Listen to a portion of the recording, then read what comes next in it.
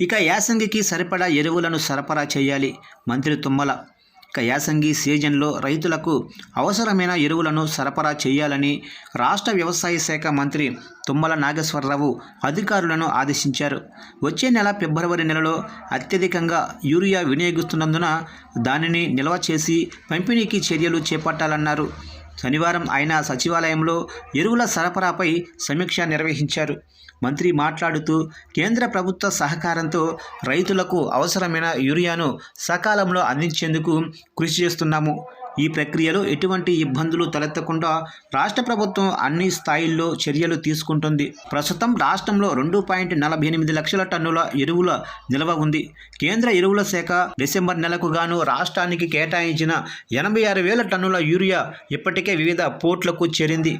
Urea రవాణాకు అవసరమైన railway ర్యాకులను కేటాయించటం, పోర్టుల వద్ద అనుమతులు, హ్యాండ్లింగు ప్రక్రియలను వేగవంతం చేయటం, షిప్పింగ్ లైన్లు, హ్యాండ్లింగ్ ఏజెన్సీలు, రైల్వే అధికారుల మధ్య సమన్వయం పెంచి రవాణాలో ఆలస్యాలను నివారించడం వంటి అంశాలపై కేంద్ర మంత్రులను కోరాము అని మంత్రి పేర్కొన్నారు.